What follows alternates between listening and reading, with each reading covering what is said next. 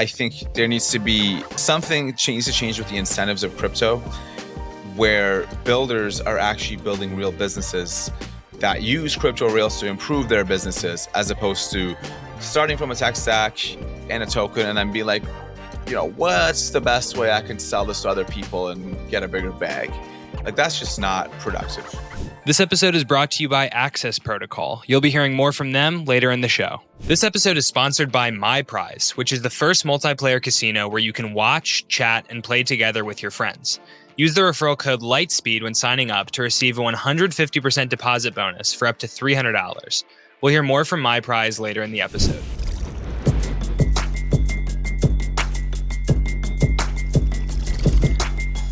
Hello and welcome back to another episode of Lightspeed. I'm Jack Kubinek, co-hosting alongside Mert. I am still recording from North Carolina. I got rugged by Spirit Airlines and I'm spending another week in the South. And Mert, you were having plane troubles as well, I hear. Yeah, stuck in New York, but I got a $20 voucher, so I'll be fine. That fixes everything. I had a earlier this summer, Delta, like not due to weather or anything, Delta just delayed a flight. I was on 6 hours. I missed a wedding. It was terrible. And they gave a $10 lunch voucher, which at LaGuardia Airport gets you like a snack, if that. So yes, bearish on airlines these days, but fortunately I have somewhere good to stay. And I'm enjoying North Carolina, but so today we're going to be doing another roundup. It's been a little bit since we've done one of these. There's been some interesting news to break, some fun stories, and so excited to dive into it all with you, Mert.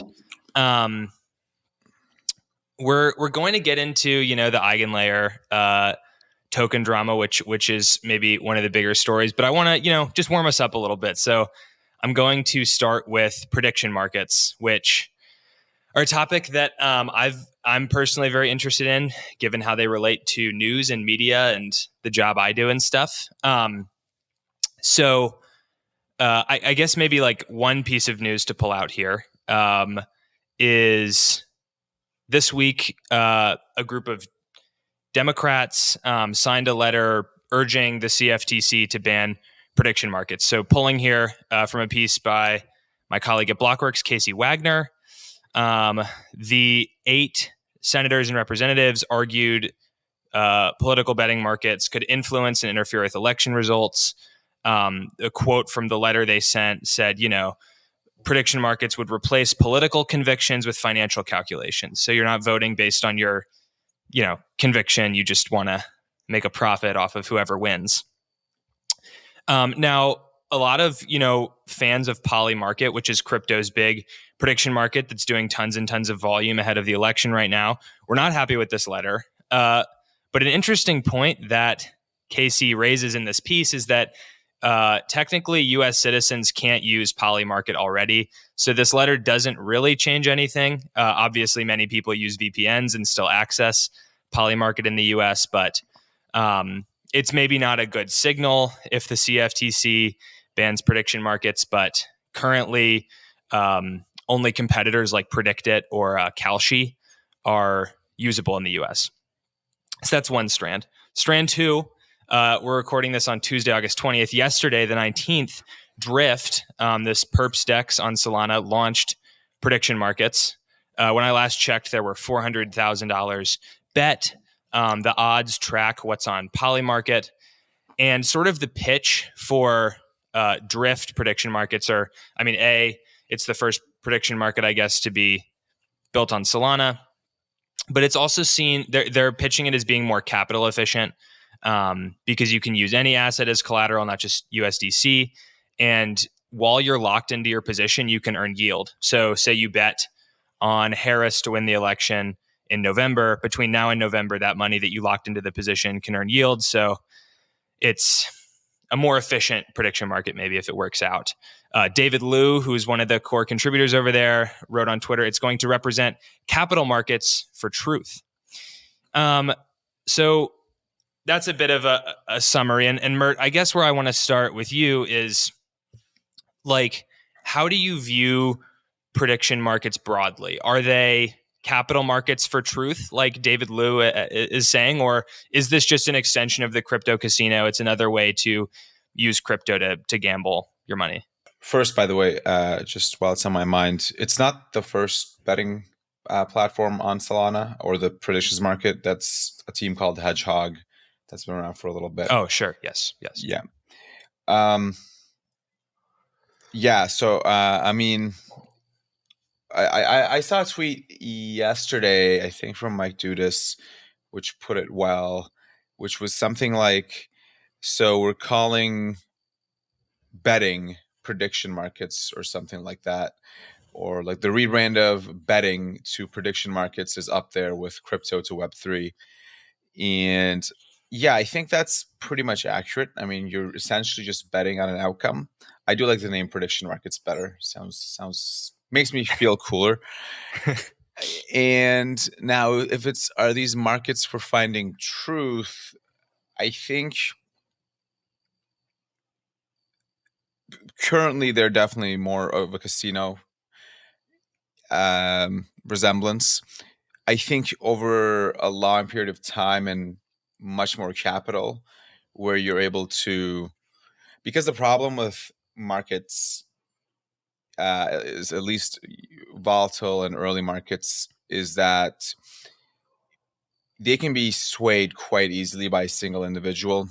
And so one of the things I hate using, or one of the biggest mistakes people make in just pure stats, is using average instead of median in certain kind of data sets. So like, for example, I think Nasib Taleb has a saying, you never want to cross a river that's 1,000 feet or that is like 3,000 feet long on average or something. Never cross a river that is on average 4 feet deep. And that's because you'll die if you do that. And I think it's kind of the same thing here. I do think it's fun. And the one thing I really like about prediction markets is, I would say most of the people I know, maybe it's just my friend group, which is extremely degen, that's not in crypto, actually bet on basically everything. Like they'll bet on sports, obviously, fights, but like they'll fight on some weird shit, like virtual hamster races or some shit. And like they bet on that stuff. And so that's a pretty big use case. And I guess the one thing that you need to then think about is, what does crypto solve here that existing betting apps like FanDuel and whatnot don't? Like, what is the missing thing that they're solving for? It seems like Drift has some ideas, right? Like, you can, obviously it's already a perps dex, so you can use they have a good cross margin system, and there's some good liquidity. You can get yield, and I mean, arguably the user base for crypto is much more, let's say, degen, and so it might benefit the platform more as well. And then there's obviously Polymarket. I've actually never used Polymarket, so take my words with a grain of salt. I tried using it once, and then it asked me for like an EVM wallet, and I was like, yeah, I'm not going to do that. And then the other thing that I think would be quite interesting actually is if they integrate this with blinks, so I can just scroll things, and if I just see like a random bet, like, hey, will Conor McGregor win this fight or something, and it's just on Twitter, and I'm just scrolling, then maybe I'll just press yes and then put in like a few bucks. So that, I think that it could be quite interesting. So excited for it. I don't really know much about the regulation stuff. I'm much more of a small government guy. So the fact that they're trying to ban it kind of feels weird, especially because US people can't access it on without doing some weird stuff. So yeah, that's all I got. Yeah, I think to also give Hedgehog Markets its credit, I think they did build a blink of a prediction market of some kind. I saw that on the timeline. I think, I'm for a while, it seemed like a Twitter growth hack in crypto was to tweet that, prediction markets are going to replace traditional news, and it's a more fair and objective way to reach truth and all these things. And obviously, I'm biased because I'm in news, but that always just annoyed me a bit because I think a lot of truth exists more in shades than in yes no outcomes that you can bet on. And so there's always going to be a place for news. And I think prediction markets tend to react to news more than create news, which is sometimes how they're pitched. One good example is, the Democratic VP nominee, Tim Walz. I don't know how to say his last name still. I should learn that. But he was trading at below 25% odds to be the VP pick right up until he was chosen. And if this was a truth-seeking market, then you would think that insiders would have, I guess, traded on, Kamala Harris's thinking. But those types of people aren't really trading in these markets, and much more likely, it's a place to gamble. It's a betting market. I do, however, think there are uses for these. Like if you want to lean into the market's identity rather than just betting. One, Niraj Agarwal from Coin Center tweeted yesterday, like there was this kind of questionable headline that went viral for a little bit that if Harris was elected, she'd make Gary Gensler chair of the SEC or something like that. The sourcing was a little bit suspect on that. It was like a right-wing outlet, probably with Republican sources who may not know, Harris's thinking. And he was like, what if there was a poly market that went up right after this headline went out for whether it's true or not? And then, you can force people to actually, have a financial stake on if they believe this or if they're just engagement baiting on Twitter, things like that. I also think that like political polls famously don't work very well. In the past couple of US presidential elections, the kind of predicted voting outcomes have been very different from how the vote actually shook out. And I think if people have a financial incentive to be correct, maybe you can trust a poly market poll more than like a pollster calling a bunch of people on the phone and then extrapolating that to the whole population. So I think there are uses for prediction markets, but yeah, that's a little bit of a bugaboo for me, is when they're pitched as sort of this post-news method of truth seeking. One other interesting point to bring out on these is Nigel Eccles, I believe his name is. He's building kind of a casino project on Solana or something. And he formerly was at FanDuel, I believe. But he was tweeting that, you won't really know if Polymarket, or I guess Drift Bet now, is a sustainable business until after the election, because elections are very unique news events in that they're settled by a yes-no outcome. And a lot of news events are very gray. Like it's hard to take a bet that resolves at a specific date. And you saw, there was controversy about the Barron Trump token and whether it was involved with Barron Trump, and the yes no on Poly market had a lot of controversy. So there's a lot of problems. I think you have to wait until after the election to see if they are sustainable businesses. I wonder if Poly market will pivot to sports, because those are, things that have binary outcomes you can bet on as well.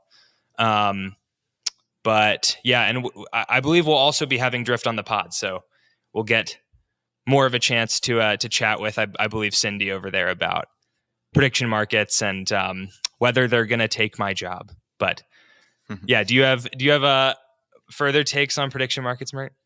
Yeah, I think it's definitely incorrect to call them truth machines, or whatever the saying there is.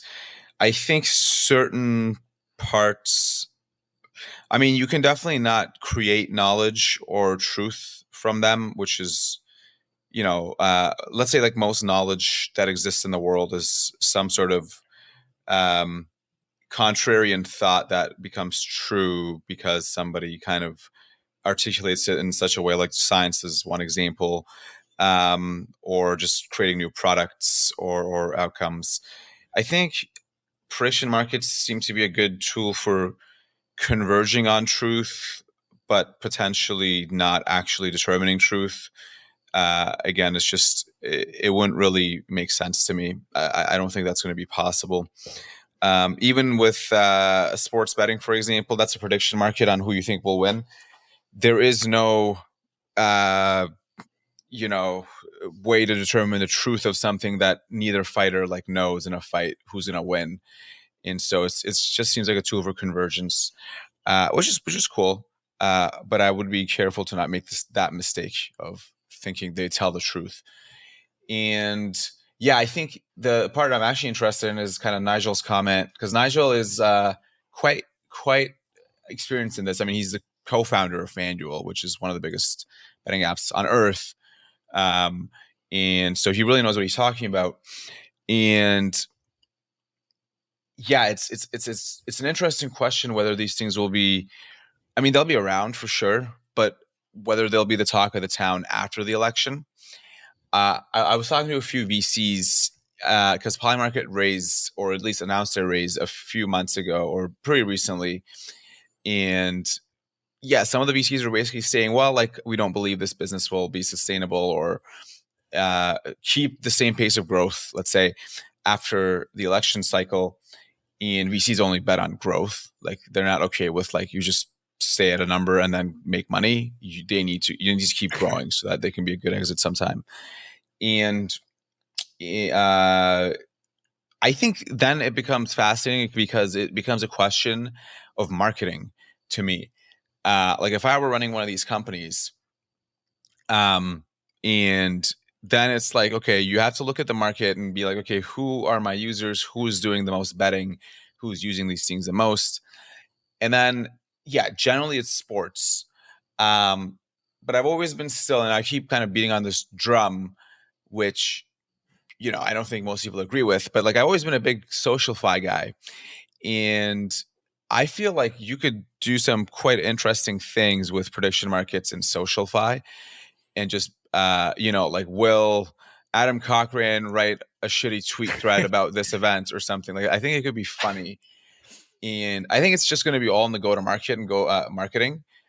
And so that's going to be fun to watch. I don't know how it plays out, but it'll be fun to watch.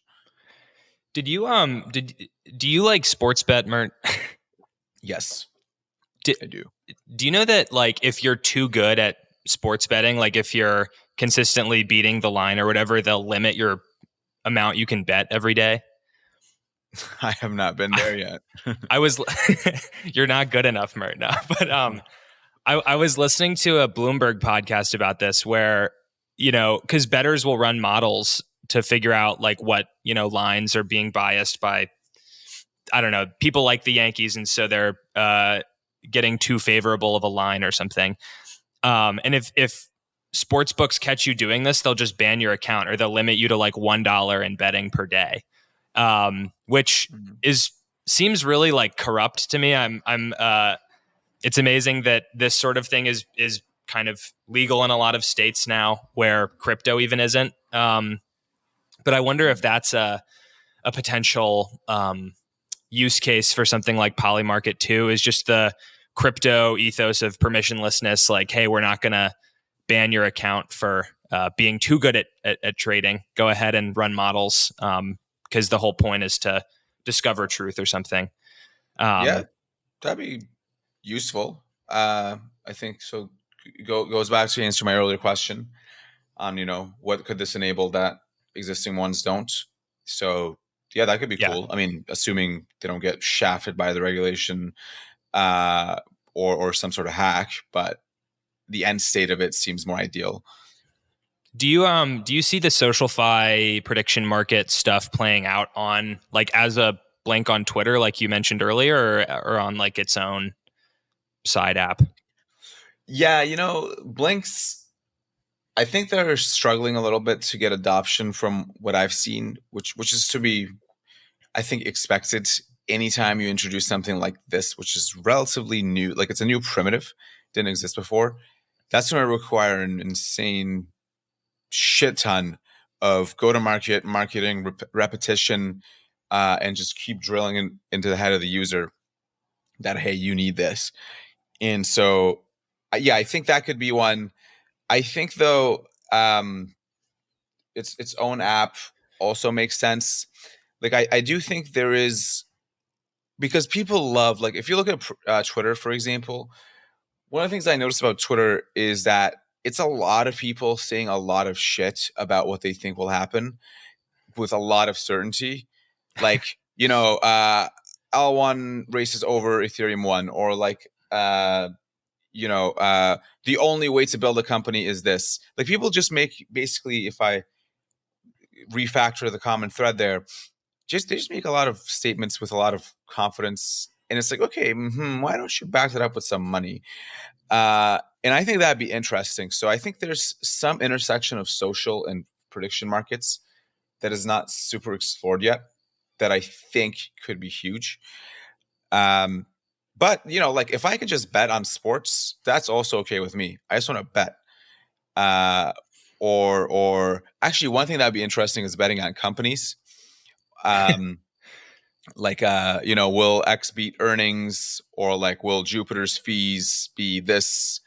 Will Ethereum surpass Solana in DEX volume?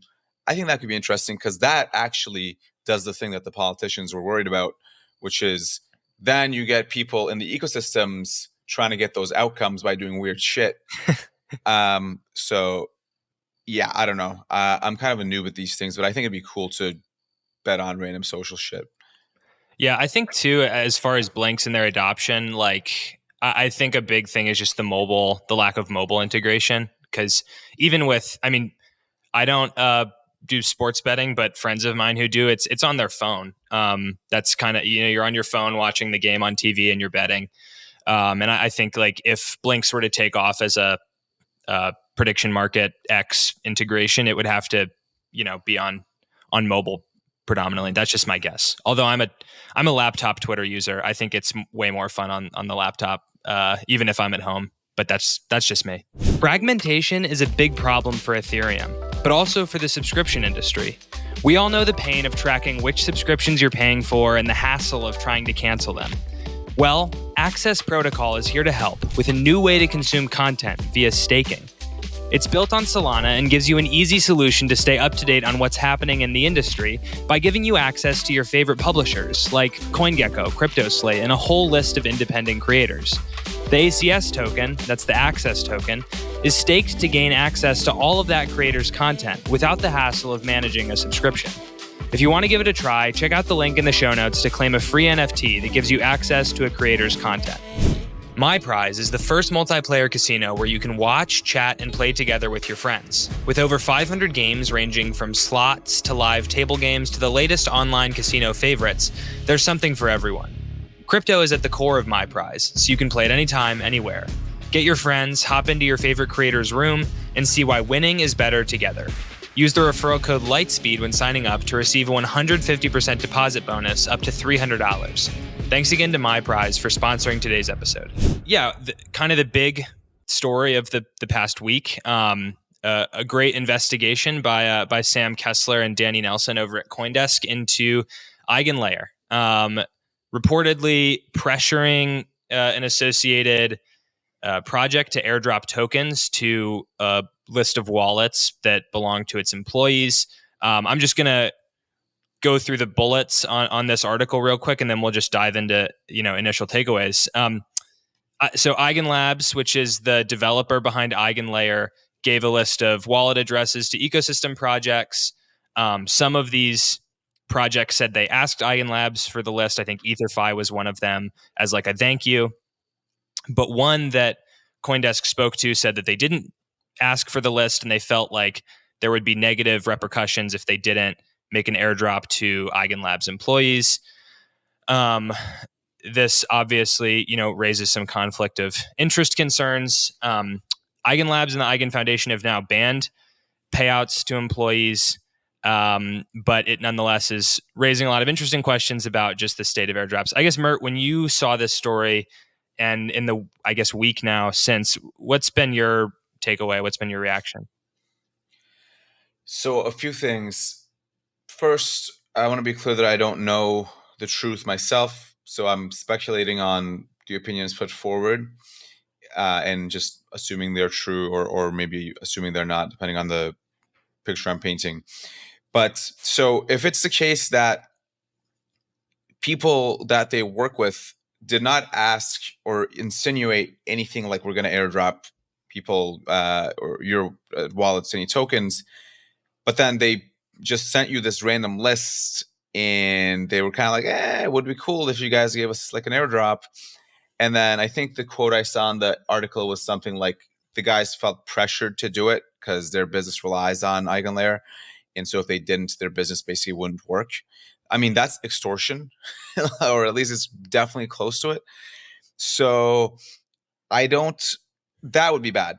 Like it seems like that's the picture that the article is painting. But I haven't seen any super clear evidence of that. So it's hard to reason about these things because one side might just be, let's say, like a hurt party. Now, if they could get like 5, 6, 7, some sort of meaningful numbers of people who said the same, like the exact same story, that would be different. But I think most of these things, I think the way I think is always I blame things on incompetence as opposed to malice. I think people, like, maybe it was like a project manager or something, was like just stupid and was just like getting greedy or something. But like probably like Sriram just did not even, he probably has no idea what was going on or something. So I like blaming things on incompetence because it's generally more accurate than pure malice or pure greed. That being said, it also shows you, let's say, my rant that I outlined a few weeks ago now about what's wrong with crypto, or like what's the main problem with crypto, which is incentives. And so, like, consider these two scenarios. One is you work on a super difficult Web2 startup. Let's say it's like SpaceX, and you're working your ass off every single day. You're going to work. You're working 18 hours. You're actually changing the world in a sense, but you're not getting, let's say, you're not really making much money. Like, you get a salary and then you get equity. That company is never going to go public or anything like that, or they might wait later in the future. But basically, you're just making money through hard work and making an impact on the company's bottom line. Okay, in crypto, let's contrast to the EigenLayer case in the assuming that they were airdropped. You joined a company which does not have a product yet, which it's questionable whether it actually solves a problem even. That's raised hundreds of millions of dollars, that has the Ethereum Foundation as advisors, and you're getting money dropped to you from the air while the product is still not live. And so then it's like, okay, if those are the incentives, then maybe is it so questionable or weird that we don't have great apps in crypto? It's because it's totally misaligned. And then when they launch it, they're still going to get the token and then get a huge payout again. Mm-hmm. And so what you have is you have people who've become millionaires by doing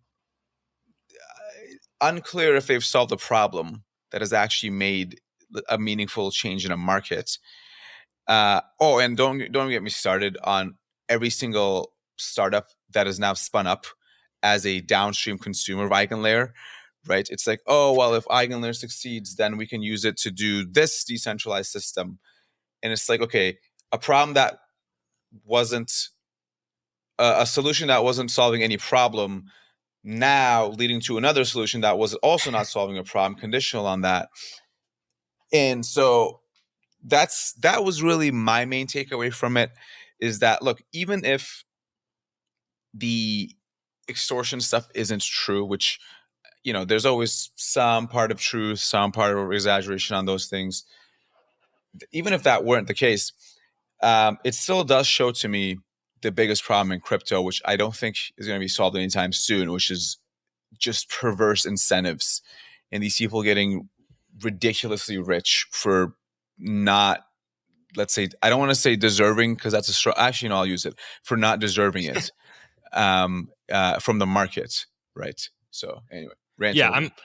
I'm glad you bring that up, Mert, because I think that was the reason I was happy when this story came out is I just think there needs to be more coming to light about how TGEs and these token launches kind of work. Because it's felt to me like for a while, you know, airdrops and token launches have been a pretty nakedly bad thing. Like, it's not a new conversation, I guess I'll say. And obviously, if EigenLayer is pressuring or carrying out extortion, like you're suggesting could be happening, that that crosses a line. But even if they're not, I think there's so many token airdrops happening all the time, and it just raises this question of why.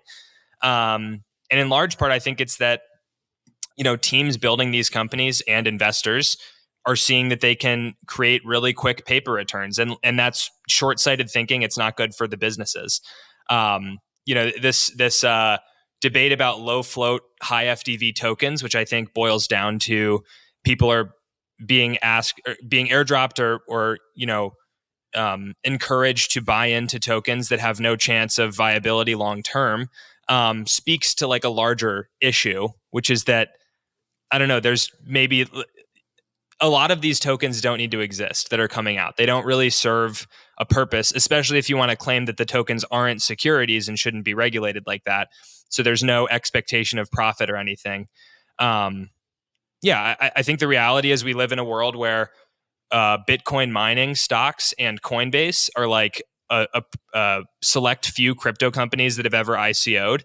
And for like VCs, it's probably hard to report returns on your crypto investments, especially with the current regulatory environment. And so you do a TGE, you can, report back to your LPs that you made these big returns on paper. But there's no such thing as at some point someone is left holding the bag. I don't know. I guess so to broaden the conversation, maybe, Mert, like, do you think we need fewer tokens launching? I don't think we need fewer tokens, but I would say we like. I'm never. You got to be careful with these things, but I'm never on the side of making something more scarce because I'm more of an accelerationist.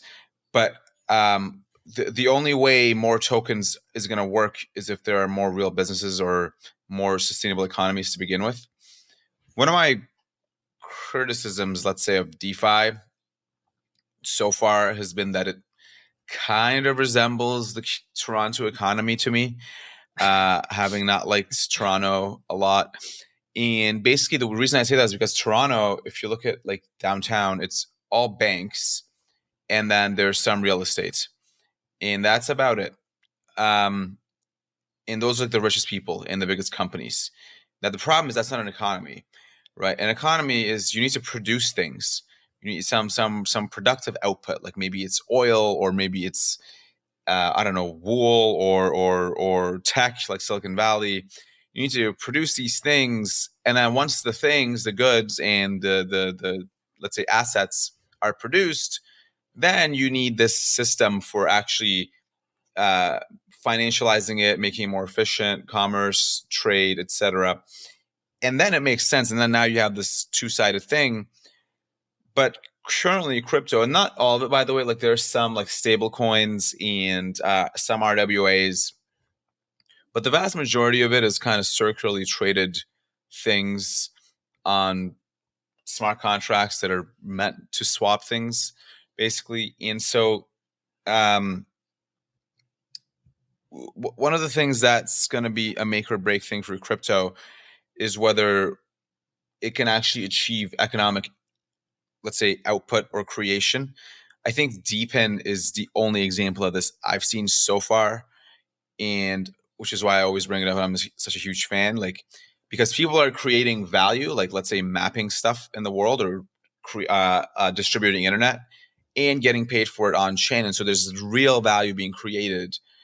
And then that value can be, let's say, whatever, financialized or something like that with DeFi.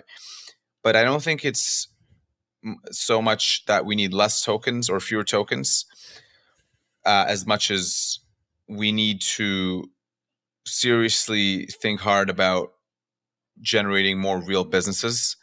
And I think, again, the problem is it comes down to the incentives of there's the incentives to create a new business or a useful business are just not the same as traditional models, which have shown better results, like the Web 2 model, let's say. And that doesn't seem like it's going to change anytime. And so it seems like to me, one of my opinions here is that the only way this changes is if you have irrational people.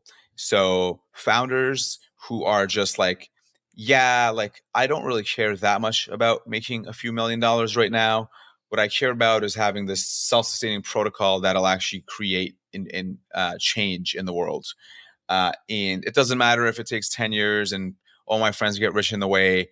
I'm so autistic, let's say, and irrational that I will persevere through it. And there's been like a few kind of like that, I think. But it's quite rare. And then the other thing, of course, is that crypto markets reward being familiar in consensus rather than being contrarian. In everywhere except like actually spot prices. So like if you were contrary on Sol, you would have made a lot of money. Let's say when it was at $8. But let's say if it's a business that's contrarian, you are not going to make that much money as opposed to if it's a consensus bet and you just do an airdrop. Right. That's just kind of how it works. And it also maybe goes back to the earlier point, if you think about it a bit wider, of prediction markets not determining truth, but converging on truth, which is that markets are kind of a tool for convergence. And so, yeah, the TLDR is there certainly doesn't need to be fewer tokens in my view, because I don't ever believe in making stuff more scarce for its own sake. I think there needs to be something needs to change with the incentives of crypto, where builders are actually building real businesses that use crypto rails to improve their businesses, as opposed to starting from a tech stack and a token and then be like, what's the best way I can sell this to other people and get a bigger bag? Like, that's just not productive. Yeah. Yeah, point taken. DeFi is just Canada. But I do, like, I still do think there's a case to be made that token airdrops do more harm than good. Time after time, the token users end up really pissed because the airdrop wasn't as big as they wanted. It creates a lot of, enemy between with the founders and people using the project. And I think you could make the argument that you end up with VCs now that have an exit and employees at your startup that like have an exit. They can dump these tokens. I mean, I'm sure they're subject to lockups and things, but whenever the vesting period ends, they can, have a way out. And I wonder if it just makes you less disciplined as a startup, right? Like, why solve a problem if you can just do a TGE and bam, you have already made a ton of money off of your company. So I'm still a bit on the side of like, just don't do them. They're do more harm than good, arguably. But I'm sure this is a debate we'll have much more down the line as well, because this trend is not showing signs of stopping. I want to get into another news story that I thought didn't garner as much attention as it maybe should have, regarding payments. So this is according to Bloomberg reporting from last week, I believe, that Apple is going to begin letting third parties use the iPhone's payment chip to handle transactions, which means that banks and other sorts of services can now compete with Apple Pay, use the kind of NFC chip technology to do payments using the iPhone. And the person that brought this to my attention was the Circle CEO, Jeremy Allaire, who tweeted, USDC tap to pay coming soon.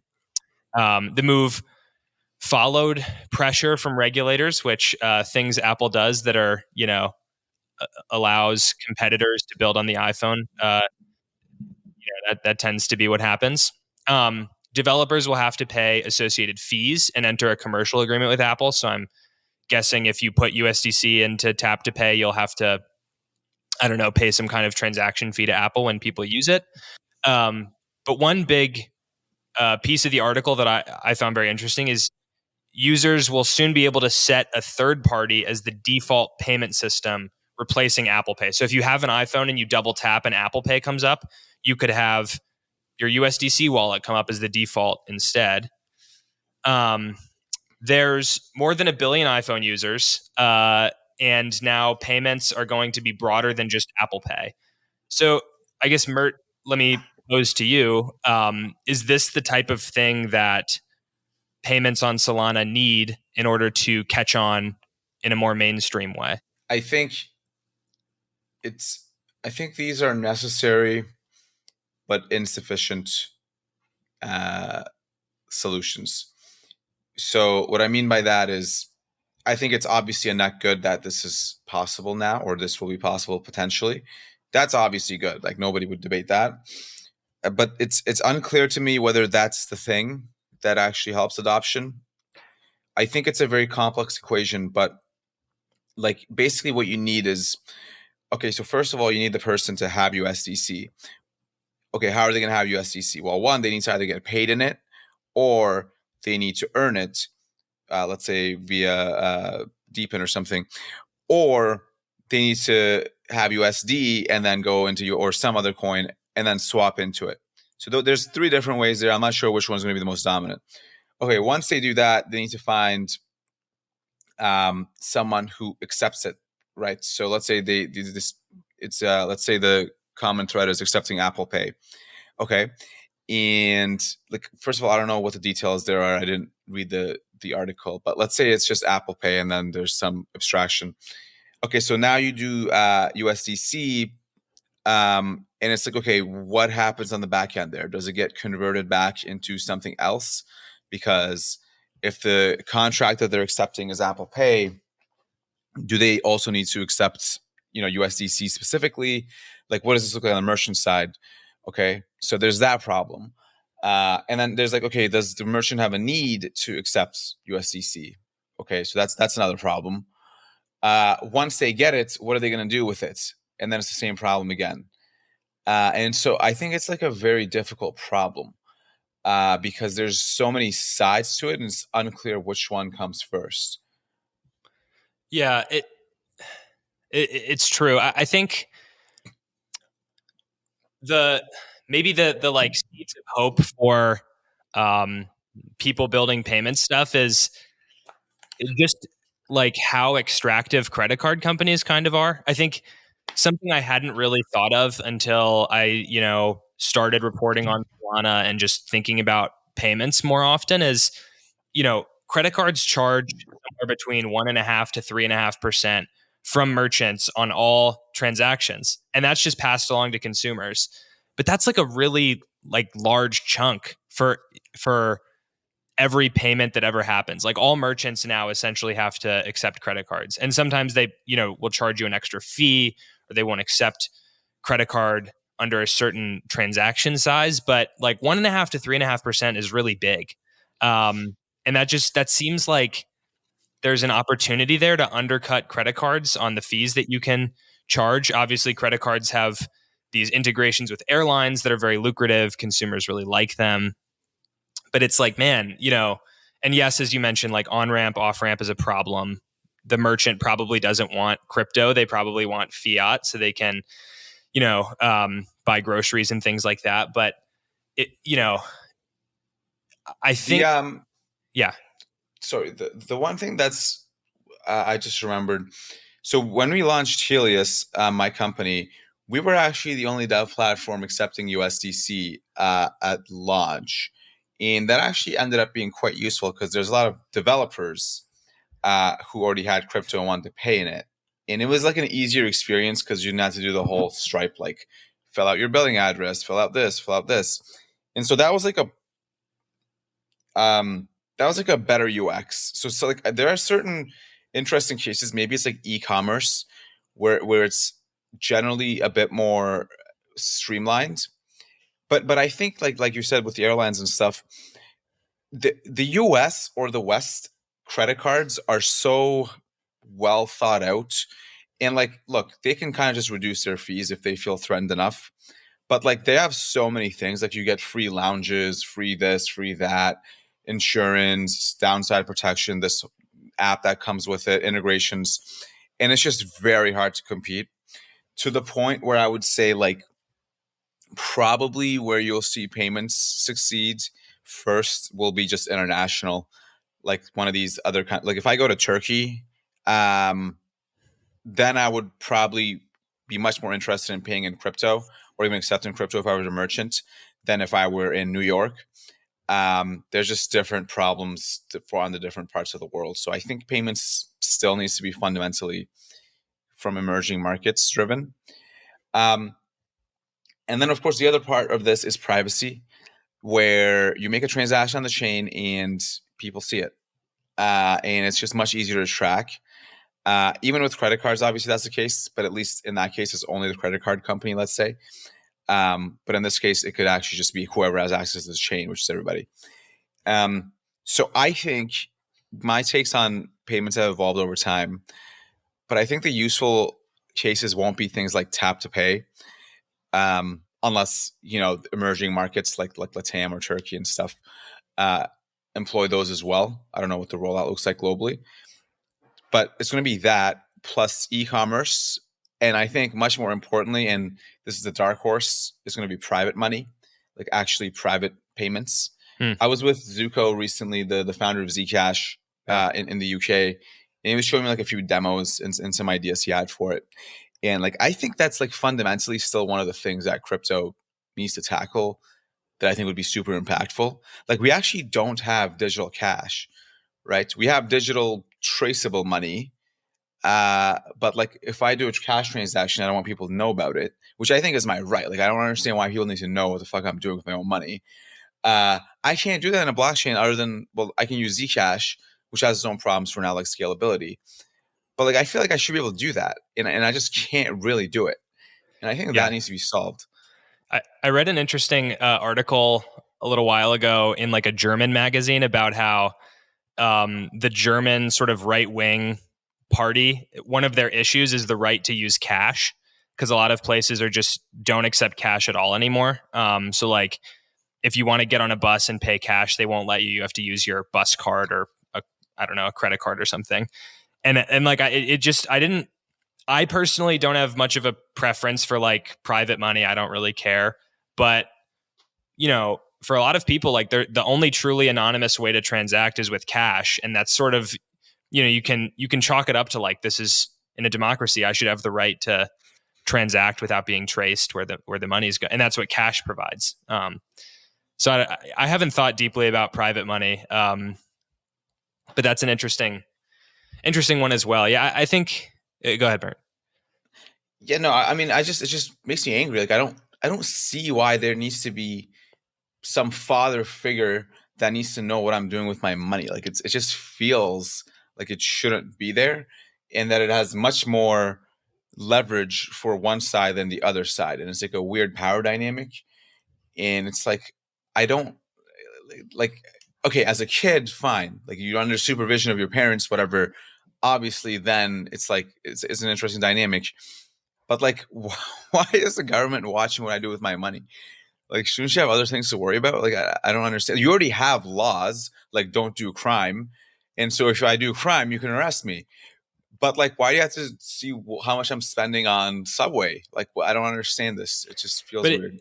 it's sort of like the eternal question with privacy stuff. And Ryan Connor's a researcher at Blockworks, and I have chatted with him informally about this. But it's like, do consumers have a demonstrated preference for privacy? Like, does anyone actually care about these sorts of things? Because I think if you ask people, they're like, yeah, I'd rather not have my data be farmed and sold to third parties or things like that. But then you'll have these huge data breaches at like Microsoft or something, and it nobody really pays attention or switches the search engine they're using or where their passwords are stored or whatever. Like I just wonder if it's one of those things that ideologically you can get there of like, yeah, like the government shouldn't know where my money is, but are consumers actually going to have a real like is there a real market for private money aside from people who are just committing crimes? I don't know. Yeah, I don't think the market is very big. So I would say most people don't care and about privacy. Like they just won't. And that's been kind of the challenge as well, like with the markets or startup builders in these markets. Um, but you could also say the same thing about decentralization, right? Which is like, have people shown they actually care about decentralization? It's like, not really. But I don't think that means that decentralization doesn't matter. It's more like this, where you go on Amazon and you expect it to be up, and so there's like this expected outcome, like or property of the system that makes it up. And if it's decentralized, it's kind of the same thing, which is like, okay, you want to make the system more resilient in catastrophic failure. And privacy is not quite the same, but it's along the same lines of like, if something happens, you're gonna want, like, if you're, for example, it's like the states has I forget, I don't know my amendments, but like you have the right to bear arms or something in certain states, right? Second Amendment. Yeah. Yeah. And it's like, well, how many people really care about that, right? Like, I don't know. Certainly nobody in fucking Canada cares. And they're like just a few kind of miles north. Um, and I think it's kind of the same, which is like, I should have the right, for the very few people that do want it, they should have that right. Now you don't have to use that, right? Like you don't have to go and get a gun and start shooting around or something, or just have it in your thing, closet. But like some people think it's a fundamental right, and I think so. Taleb has this thing called the minority rule, which is, in a population, the the sample size with the most kind of intolerant, let's say, preferences will get their way. So like one of the things is like halal or like kosher or like peanut butter allergies and stuff.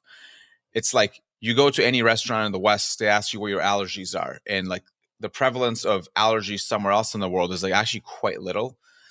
But it's like, it's still, because the what happens if somebody gets an anaphylactic shock is such a bad outcome that they're like, okay, this is a rule that's worth implementing here, or a common, let's say. And I think privacy, like if you squint a little bit, I don't think it's quite the same, but I think it could follow the same path, where it's like it could be a right for some sort of societies or cultures. So anyway, I'll stop there. Yeah. It seems like time after time, though, in the history of crypto, you have these sort of privacy focused currencies or pieces of infrastructure, and then they get hit with regulation because they become really popular among criminals. And I think that's an unavoidable thing you have to reckon with if you're building something like Zcash. I mean, I'm thinking about like Tornado Cash. There were, I guess, reasons you would want to use Tornado Cash, but as a non-criminal, but also like the DPRK really liked it because they could carry out a huge crypto hack and then move the funds around. So it's a politically difficult thing because the government doesn't like pieces of infrastructure that make crimes more easy to commit. And I guess it comes down to like, is it the value of the minority of people to transact privately, or is it such a threat to the public that North Korea can hack a crypto bridge and make off with the funds successfully, that that right is going to be ignored in this circumstance? It's an interesting question. Well, they do that anyway. Like Korea, as I think Zach did a thread on this, where it's like, there's like this team of Korean developers, North Korean developers, that's on like 30 teams or something. They're just, I don't even know how they do that. But anyway, yeah. I won't. Have you had any North Korean people interview for jobs at Helios? I've heard this is a thing in crypto today. I had, so when I used to screen, so now we work with recruiters, but when I used to screen myself, I had some very suspicious GitHub profiles. But the thing that saved me is that the way I hire is, you need to be an extremely, I won't say extremely good, but you need to be a very competent writer. And these people have broken English almost always. Yeah. And so I would always just filter them out. And I was like, I don't give a shit how talented you are. If you can't write, I'm not going to hire you. And that was a good enough filter that we never got anything like that. North Korean developers, if you're watching, don't apply to Helios. You won't make it through. But like that's all the time we have. I have to go write a newsletter. But Mert, it's been a good time. Glad we got to walk through this. I'll see you next week, man. Yes, sir. Thanks for listening, everybody.